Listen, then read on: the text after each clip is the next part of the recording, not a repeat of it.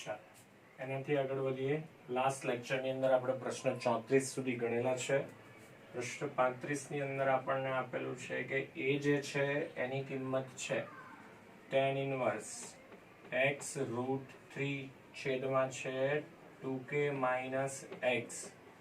બી જે છે એ આપણને આપેલા છે tan ઇન્વર્સ 2k - x છેદમાં k વર્ગમૂળની અંદર 3. કિંમત પૂછેલી છે આપણને a - b ની. જવાબ ઉપર ધ્યાન આપીએ. જવાબ આપણને આપેલા છે 0 અંશ, 45 અંશ, 60 અંશ અને 30 અંશ. એનો અર્થ શું થયો? જવાબ જે મળે છે x અને k ના સ્વરૂપમાં નથી, x અને k ઉપર આધારિત નથી, તો કોઈ પણ કિંમતો x અને k ની મૂકી શકાશે. x અને k ની કિંમતો આપણે એવી મૂકીએ કે જેથી સાદુરૂપ આપવામાં આપણને સરળતા પડે. દાખલા તરીકે છેદ જે છે અહીંયા 2k - x છે. જો x અને k બંને કિંમતો આપણે એક એક લઈ લઈએ તો અંશમાં મળશે √3, છેદમાં મળશે 2 - 1 એટલે કે 1. √3/1 √3 વ્યાખ્યાયિત થશે. ચાલો તો અહીંયા સરળતા ખાતર a બરાબર b બરાબર નહીં પણ x બરાબર k બરાબર 1 મૂકી દઈએ તો આપણને a મળે છે tan ઇન્વર્સ √3 છેદમાં 2 - 1.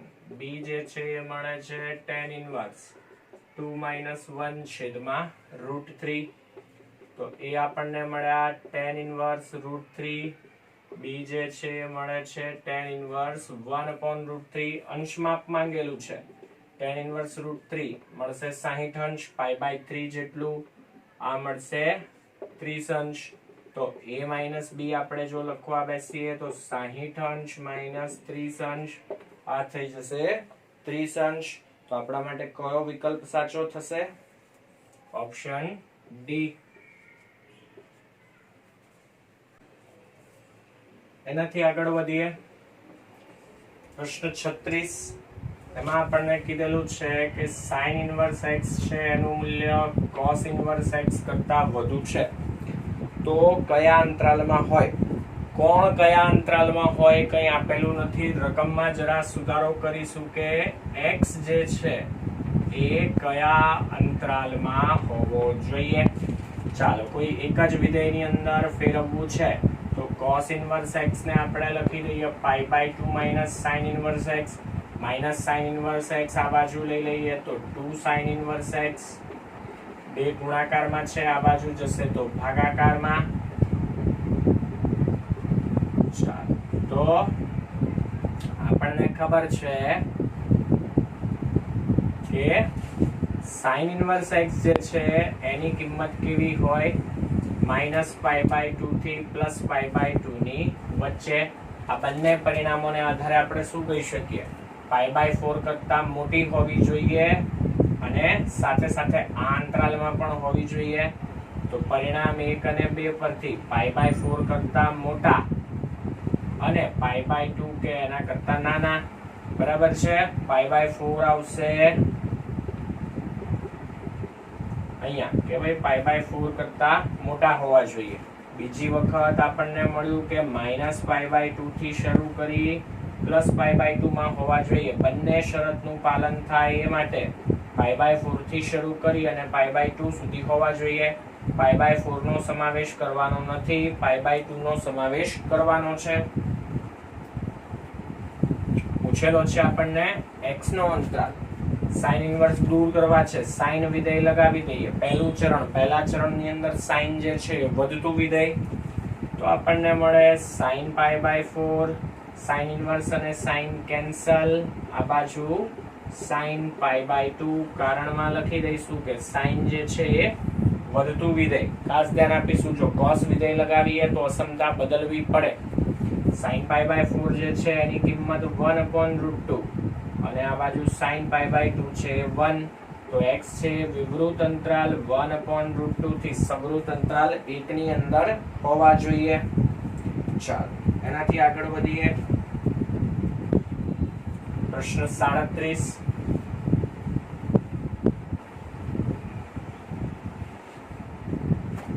પ્રશ્ન 37 ની અંદર આપણને આપેલું છે કે tan inverse a lambda upon bc plus tan inverse under route b lambda upon ac plus tan inverse c lambda upon ab.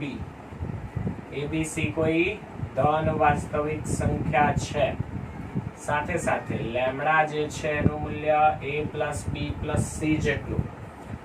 તો આ જે પદ છે એની કિંમત શોધવાની છે. આ સરવાળો કેટલો થાય આપણે નક્કી કરવાનું છે. abc જે છે ધન વાસ્તવિક સંખ્યાઓ, લેમ્બડા જે છે a b અને c ના સરવાળા જેટલા. તો આમાં પણ ગણતરી મોટી કરવાનો કોઈ અર્થ નથી, કિંમતો ધારી લઈએ. બરાબર છે, એવી કિંમતો ધારીશું કે જેથી દાખલો ગણવામાં સરળતા પડે. બરાબર છે. દાખલા તરીકે આપણે a b અને c જે છે એમને વર્ગમૂળમાં છે એટલે કાં તો √3 ગોઠવવા પડે કાં તો 1/√3 ગોઠવવા પડે. બરાબર છે. આપણી પાસે tan ઇન્વર્સ √3 અને tan ઇન્વર્સ 1/√3 બંનેની કિંમતો છે. તો જો આપણે √3 ગોઠવવા હોય, હા, abc જો 1 મૂકી દઈએ, બરાબર છે, સરળતા ખાતર abc જે છે 1, તો આ સંજોગોની અંદર લેમ્બડા શું મળે? 1 + 1 + 1 એટલે કે 3. ચાલો, તો માંગેલ મૂલ્ય જે છે એ શું થઈ જશે? tan inverse √3 + tan inverse √3 plus tan inverse √3. બીજી કોઈ પણ કિંમત ધારી શકાય, 2 3 5 પણ ધારી શકાય, પણ આપણે એવી કિંમતો ધારીએ છીએ કે જેમાં ગણતરી ઓછામાં ઓછી આપણે કરવી પડે. tan ઇન્વર્સ √3 જે છે એની કિંમત π/3, ત્રણે ત્રણ કિંમતો π/3 છે. 3 વખત π/3, 3 અને 3 કેન્સલ, આ થઈ જશે +π. ચાલો, એનાથી આગળ વધીએ. પ્રશ્ન 38 અગત્યનો, ખાસ ધ્યાન આપીશું.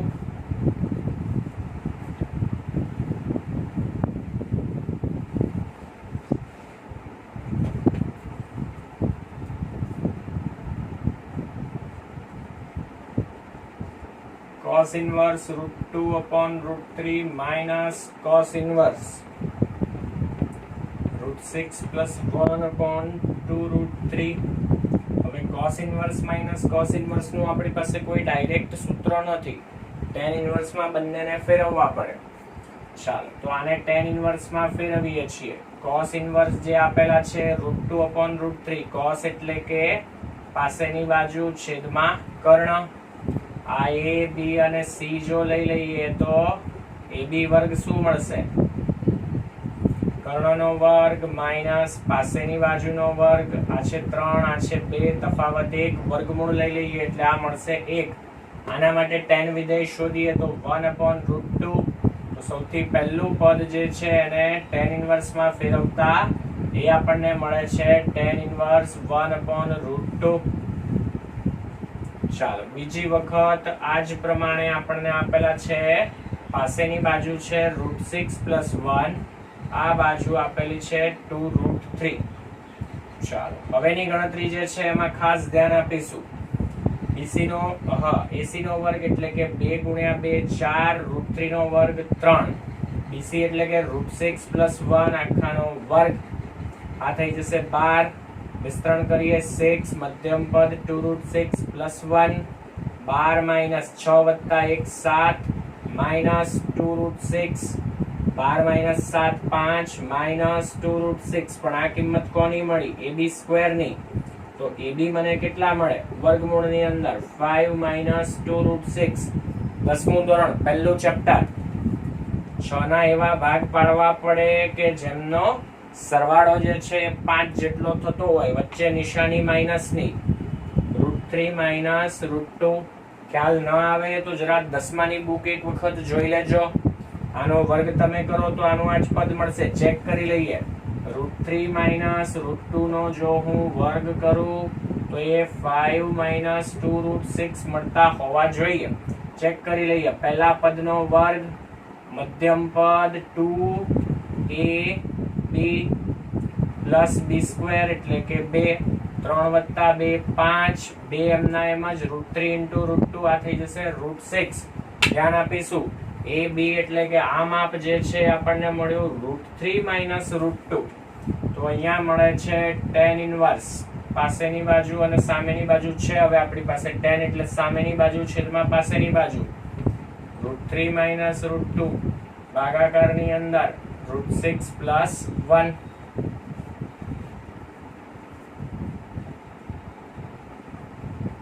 આજે ગણતરી કરેલી છે ખૂબ જ અગત્યની, બરાબર છે. ચાલો હવે tan inverse x minus tan inverse y સ્વરૂપ. tan inverse x minus tan inverse y નું તો આપણી પાસે એક જ સૂત્ર 1/√2 પ્લસ √3 માઇનસ √2/√6 પ્લસ 1.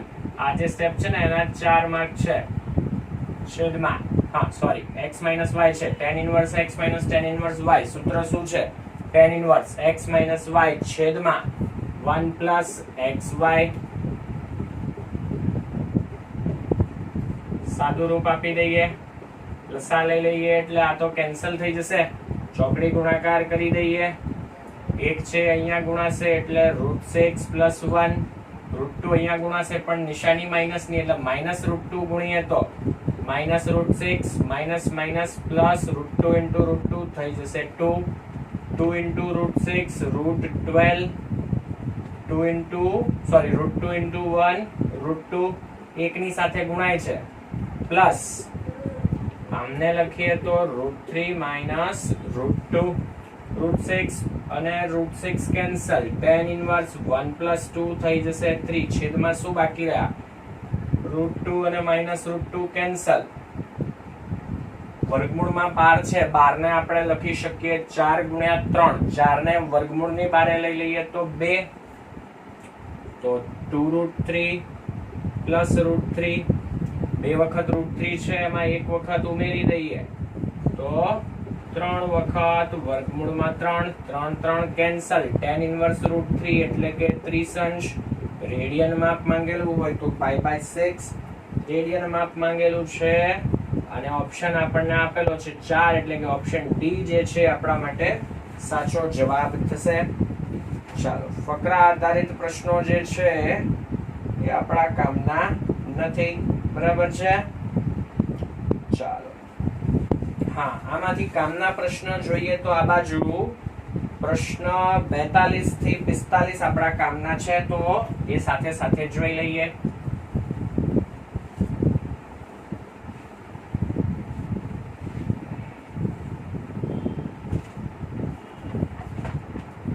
ચાલો પ્રશ્ન 42 આપેલું છે આપણને sin inverse of sin 4π/3 Gujarat board લેવલનો ક્વેશ્ચન છે plus cos inverse of cos 4π/3. ચાલો sin ઇનવર્સ અને sin ક્યારે કેન્સલ થશે? ખૂણો આપેલો છે -π/2 થી +π/2 ની વચ્ચે હોય તો, યોગ્ય અંતરાલમાં નથી. cos ઇનવર્સ અને cos ક્યારે કેન્સલ થશે?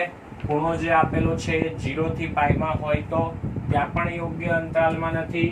થોડું સાદું રૂપ આપી દઈએ, બરાબર છે. બાકી કિંમત ડાયરેક્ટ બી લખી શકાય. π/3 નો ગુણક sin π/3 નું મૂલ્ય √3/2 સીધી કિંમત લખી દઈએ. ચરણનો વિચાર કરીએ 4π/3 એટલે કે π + π/3 એટલે કે ત્રીજું ચરણ.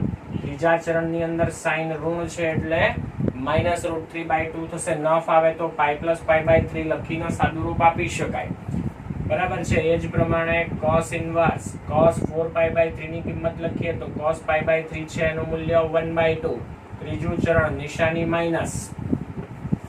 ન ખ્યાલ આવે તો જરા ત્રિકોણમિતિ યાદ કરી લઈશું 11મા ધોરણની. sin inverse -√3. ચાલો સૂત્ર છે આપણી પાસે sin ઇનવર્સ ઓફ -x છે એને લખી શકાય sin inverse x. cos inverse of -x છે એને લખી શકાય π cos ઇનવર્સ x. બંનેનો ઉપયોગ કરી દઈએ તો આ થઈ જશે sin ઇનવર્સ √3/2 અને આ થઈ જશે π cos ઇનવર્સ 1/2. ફાવે તો સીધી કિંમતો લખી શકાય.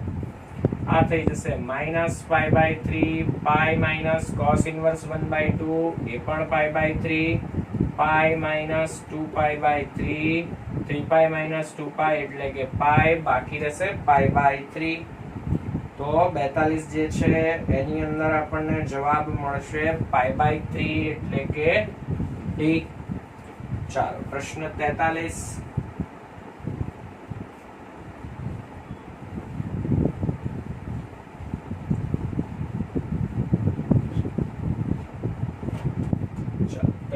ની અંદર આપણને આપેલું છે sin inverse of sin 5 minus cos inverse of cos 5. ચાલો sin inverse of sin x આપેલા હોય તો આપણે હમણાં જ કીધું એ પ્રમાણે ખૂણો જે છે એ -π/2 થી +π/2 ની અંદર હોવો જોઈએ, જ્યારે cos inverse માટે હોવો જોઈએ 0 થી π ની વચ્ચે. ચાલો sin inverse of sin x આપેલા હોય તો એને x લખી શકાય ક્યારે? જો x છે -π/2 થી +π/2 એટલે કે π ની જગ્યાએ ધારો કે આપણે 3.14 મૂકીએ તો આ -1.57 થી +1.57 ની વચ્ચે હોવા જોઈએ, જે હાલ નથી. બરાબર છે? ધ્યાન આપીશું કે આ 5 અંશ નથી આપેલા, કઈ ઉપર નિશાની નથી. અંશમાપ હોય તો આ રીતે દર્શાવેલું હોય, દર્શાવેલું ન હોય તો આપણને ખબર છે કે રેડિયન માપ હશે. રેડિયન માપ આપેલું છે 5 રેડિયન, એટલે ચરણ આપણે જોવું પડે. ડાયરેક્ટ નક્કી કર્યા વગર કઈ એમને લખી શકાશે નહીં. હા, -1.57 થી +1.57 માં હોવા જોઈએ, જે નથી એટલે કે સાદું રૂપ આપવું પડે. એ જ પ્રમાણે જો cos inverse of cos x આપેલા હોય તો cos inverse અને cos હું કેન્સલ કરી શકું. જો x છે 0 થી π માં હોય એટલે કે x છે 0 થી 3.14 માં હોય તો ચાલો વારાફરતી બંનેનું સાદું રૂપ આપીએ. sin inverse of sin 5. ચાલો તો હવે 5 માટે આપણે નજીકની કિંમત જોવા બેસીએ π ના ગુણકમાં. π છે એની કિંમત 3.14, 2π છે એની કિંમત 6.28. તો 5 ની નજીકની કિંમત જે છે એ મળે છે 2π. બરાબર છે? ચાલો તો sin 2π - θ જે છે એની કિંમત કેટલી થશે? આપણે જાણીએ છીએ 2π - θ એટલે કયું ચરણ? ચોથું ચરણ. ચોથા ચરણમાં sin કેવા? ઋણ. આ થાય -sin θ. તો અહીંયાથી મારે લખવું હોય તો sin θ હું શું લખી શકું? sin 2π - θ લખી શકાય.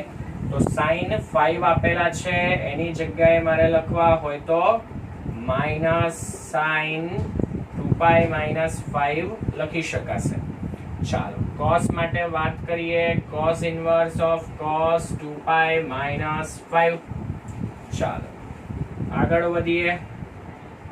માઇનસ જે છે એને બારે લખી દઈએ. sin inverse of sin 2π - 5 minus cos inverse of cos 2π - 5. ચાલો 2π ની કિંમત કેટલી? 6.28. 6.28 માંથી 5 બાદ કરીએ તો શું મળે? 1.28. 1.28 છે બંને અંતરાલની અંદર આવે છે. 2π - 5 જે છે એની કિંમત સાદુરૂપ આપ્યા પછી રેડિયનમાં પૂર્ણાંકની અંદર ફેરવીએ તો મળે 1.28. અહીંયા પણ 1.28 છે, યોગ્ય અંતરાલમાં છે. અહીંયા પણ 1.28 આવી જાય છે. તો બંને જગ્યાએ યોગ્ય અંતરાલ છે જ. sin inverse અને sin કેન્સલ, બાકી રહેશે માઇનસ કૌંસમાં 2π - 5. અહીંયા પણ -2π - 5 એટલે કે 5 - 2π માઇનસ માઇનસ પ્લસ 5 - 2π 10 - 4π આપણને જવાબ મળશે. 43 માની અંદર સાદુરૂપ આપતા આપણને મળે છે ઓપ્શન સી. ચાલો 44 માની અંદર સાદુરૂપ આપવા બેસીએ તો જવાબ ઉપર જો ધ્યાન આપીએ, વિકલ્પ ઉપર નજર કરીએ તો દેખાય જ છે x ઉપર આધારિત નથી. તો સરળતા ખાતર x ની ગમે તે કિંમત લઈ શકાશે. કિંમત શોધવાની કીધેલી છે, આપેલું છે કે x જે છે એ +π/2 થી π માં. તો શોધવાના છે sin inverse of cos inverse cos x plus sine inverse of sine x. ચાલો અહીંયા આપણને એક કૌંસ આપેલો છે. હા ચાલો તો સાદું રૂપ આપવા બેસીએ તો cos ઇનવર્સ અને cos કેન્સલ કરી શકાશે. બરાબર છે. π/2 થી π માં છે. અહીંયા શરતનું પાલન નથી થતું તો ફેરવવા બેસી અને લાંબુ કરીએ એના કરતા કિંમત ધારી લઈએ. π/2 થી π માં છે તો ધારી લઈએ કે x જે છે ફોર એક્ઝામ્પલ 3π/4 છે તો cos x જે છે એ થશે -1/√2 અને sin x જે છે એ થઈ જશે +1/√2. તો માંગેલ મૂલ્ય જે છે એ લખવા બેસીએ તો sin ઇનવર્સ cos